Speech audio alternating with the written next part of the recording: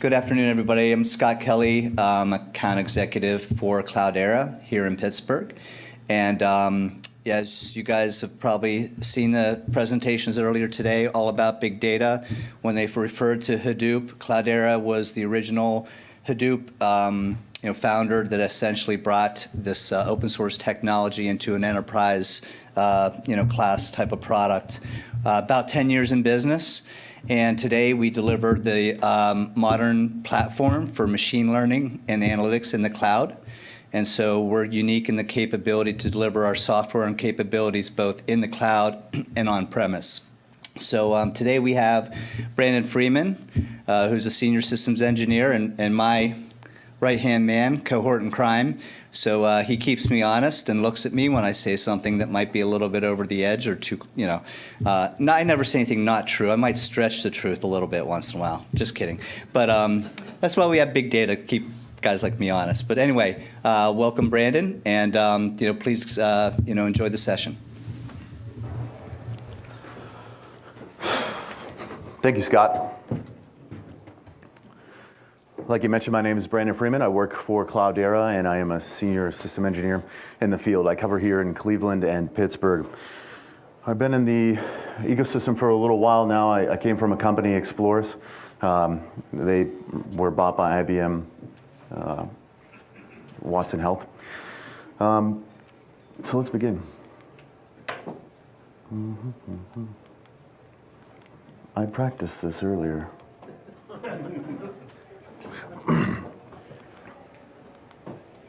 Maybe it shut off. Where's the laptop? He's got it in the back. That's where you need to put it. Okay, there.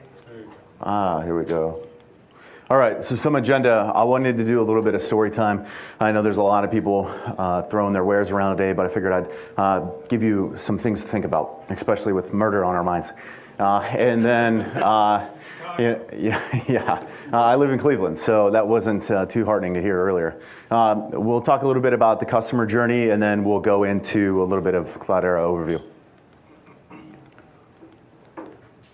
I am really bad at this.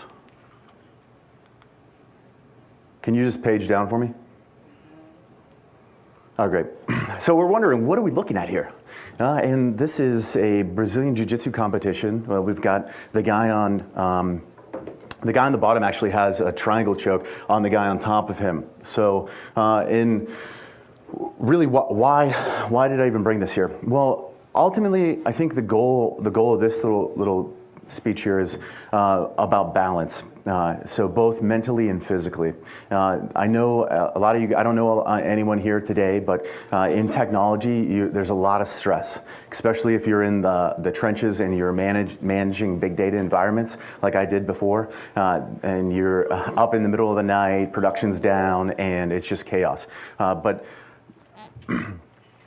ultimately, what I wanted to mention was over the last 2 years, so I joined Cloudera 3 years ago. I stopped doing Taekwondo, and my physicality was waning. So about a year ago, I joined this Brazilian Jiu-Jitsu gym, and really, actually, so they say I'm a little bit bigger of a guy, but I drove past this gym for like 2 months. I'm like, I don't know if I'm going to go in there. I'm not sure, and I finally went in there, and so you get a white belt, and they say, oh yeah, there's this mat, and you pretty much they're going to show you some basic techniques, and there's this thing called the guard, and then you can just kind of go to town. And so in white belt fashion, in my mind's eye anyways, I thought I was just, I wasn't like Hulk smashing people, I'm just getting in there. And a thing with Jiu-Jitsu is it was actually invented for like smaller guys, so to speak, so like 150-ish, and it's really about self-defense. And you've probably seen MMA where people get punched or whatever, get knocked to the ground, and then from there it's a ground game, right? Maybe you did a little bit of wrestling or grappling. This fits in very nicely. And going back to my ultimate goal about like the balance and being able to think in chaos, well, if you've got someone trying to choke you, your mind is racing, right? But there's certain things that you need to do. And in terms of balance in Jiu-Jitsu specifically, as there's a portion of it is strength and another portion is technique. The better your technique, the better you can overcome strength. And if you apply your strength with technique, that'll ultimately get you to your goals. And so my ask to you is maybe Jiu-Jitsu is flying in the terms of use cases, if you will. But my ask would be just to take a walk, or if you're on a phone call, maybe you're doing normal, you might be doing emails or something like that. See how much extra energy you can get by putting a little bit more physicality into your role, into your life. So to talk a little bit about the customer data journey, this is terrible. I already pre-screened for you. Unfortunately, it looked really great on my laptop this morning.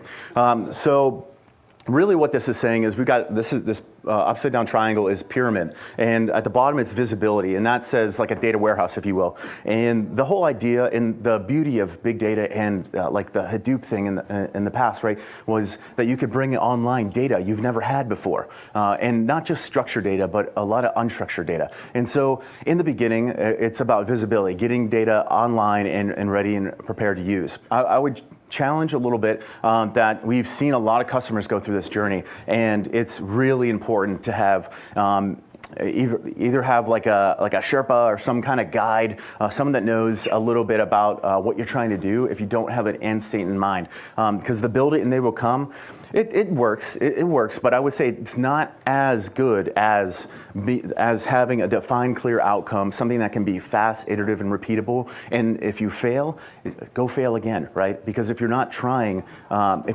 things you think are risky or can't succeed or will give your business value, then I don't know what you're doing.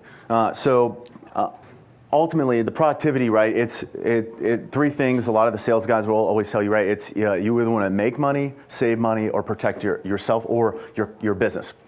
And so ultimately, moving through, we've got a couple use cases. Maybe we started understanding our customer better. Maybe we've moved some reporting onto the platform. We want to move into a position where we are doing transformational things. And what would that be? It could be predictive maintenance, for instance, on large machinery in the field, right? We just saw at lunch essentially in some regard, I really liked that where he was talking about streaming in the data, and then he's running models to predict failure or false positives. Similarly, you can predict whether or not an engine is going to fail with the way the engine sounds, how much temperature, how much horsepower or RPM you're at, and you can apply. You'll find that you'll be able to apply, even if it's not the vertical you're in. It's really nice to talk to other people doing big data things, because you'll see these patterns emerging that you can apply to your use cases. Next slide. Oh, I'm back online. So to talk a little bit about some of my customer use cases over here at ADP, I'm sure most of you know who they are. My paycheck goes through there, and I get my W-2 from them as well. They are a prime use case of a data-driven customer and company, where they've got all their data online, they're doing analytics on it, and they're also selling services off that data. Another one, the Children's Hospital of Atlanta, and a lot of other healthcares. So in their neonatal unit, essentially babies were, essentially what's happening is that babies would be a lot of times in duress. And since I only have 18 minutes, I'll cut it short. Well, they monitored which nurses were going in and out. They started monitoring temperature and light, and they found out that the actual material, I didn't work on it personally, so I'm going to glaze over a few things. But the material of the bed sheet that they laid the baby in was impacting. But ultimately, it's a better. How do we make a better experience when you're born, so to speak, for the little child? And then Western Union and some of our other financial services customers, where they're trying to prevent fraud and also be able to predict and maintain compliance with regulators in a major way. So if you have heard of CCAR, Basel, CFAS, things like that, we help them do that. At a high level overview, I just want to give you a little bit of a landscape. Cloudera, we're a platform, and we enable not only a SQL interface or a search interface, but we also do data engineering, data science, operational database. So the whole plethora of really any way you want to attack or access your data. or store your data, we provide that.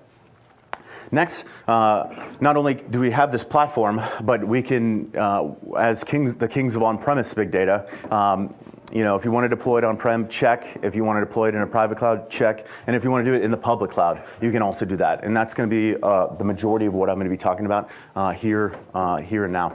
So the 3 cloud providers we have are Amazon, Microsoft, and Google. I'll go through a little bit of our offerings in terms of as a service.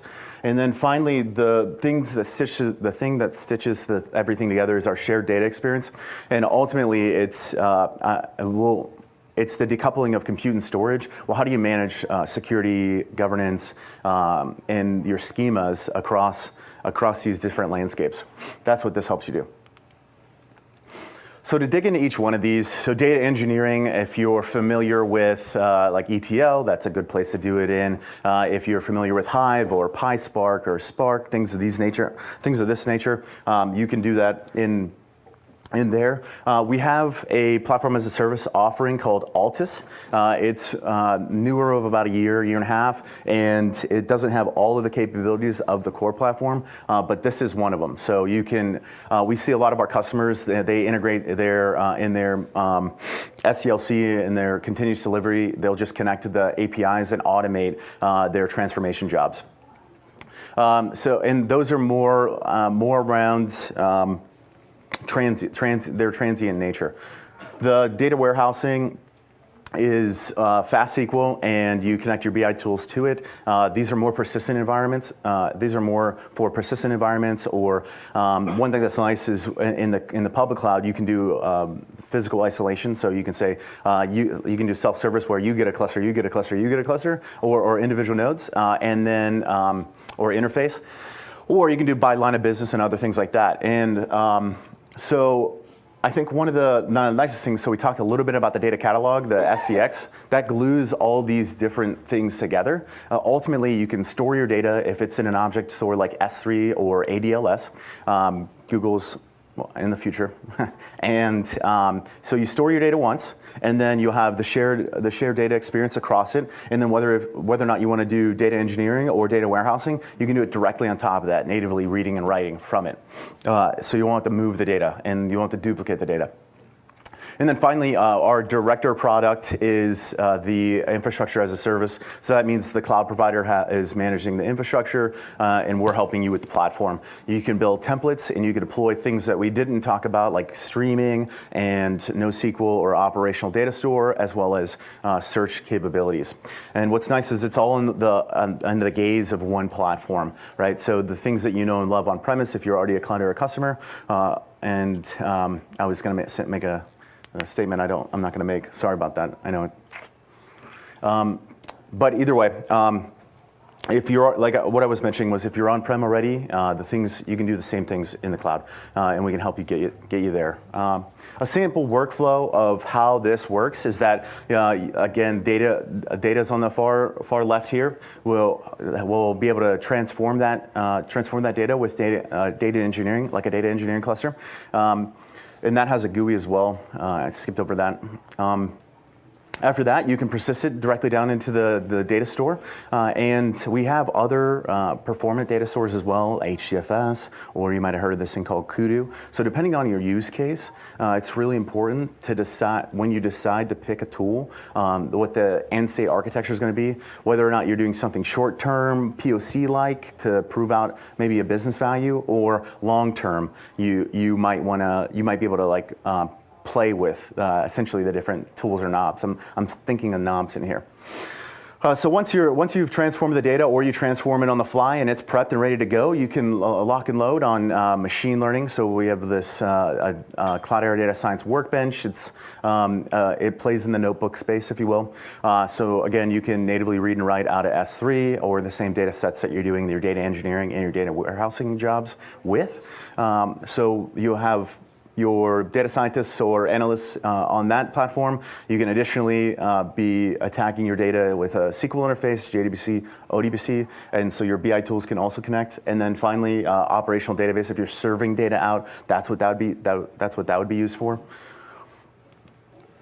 And then I kind of wanted to talk a little bit about hybrid cloud, right? Like, what does this mean? And so I wanted to mention that 75-ish or 70%, I guess, of our customers today are on-premise, and the rest of them are doing stuff either on-prem or in the cloud or both, right? So I have a great example of a good cloud use case is dev test or any workload that's seasonality. So good, like Black Friday and you're a retailer, you're gonna need to be bursting up a little bit. And so I highlighted the on-premise over there because this is a lot of words and things going on here. So essentially, you have a cluster on-premise, and we have tools that you can build schedules and natively connect to the object stores without having to build a cluster. So you can push your data into S3 or ADLS, and you could say, well, why would I want to do that? Well, maybe on-prem it takes a long time for your infrastructure teams to provision hardware, or you have a new hot use case or some kind of strategic use case that you need to enable really fast. Well, you can push the data sets that you know and love up into the cloud, secure them with the same tools you're doing on-prem, and then start attacking that data with the data engineering or the data warehousing or really whatever it is you're trying to accomplish. And then you get all the flexibilities of the cloud. And I'm sure most of you know them already, right? The scale out and not having to wait. I can swipe my credit card and bam, I can just get what I need.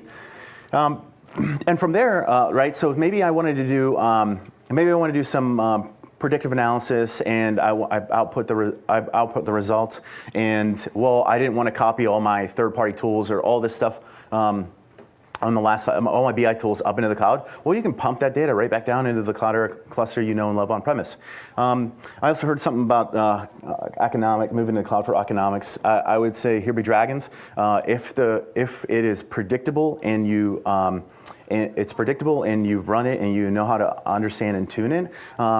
We have seen customers continue to run workloads on-prem because it is cost effective. So I would say it's highly dependent. I've tried to make many calculators, so come talk to me offline. So I've got 2 minutes. I kind of wanted to just open up the floor. That's all I had. I know that was a whirlwind tour, and I was more excited than I thought. So I probably really just blasted you there. So I want to open up for questions. Oh, and Scott, real fast. So what's nice about having the on-prem and moving back and forth or between multi-cloud is that you can have some leverage, like Jujitsu, with your hardware vendors or your infrastructure vendors. So go ahead, Scott. Can you comment on the merger between Cloudera and Hortonworks? I am a longtime Cloudera bleed blue guy, and I like I said, that my last company, I worked a long time with, I didn't even know what Hadoop was. I thought it was an alien. And so in terms of the merger, I'm extremely excited. All I've been told was I can't publicly speak about it, but I can say I feel like there's a new wave coming.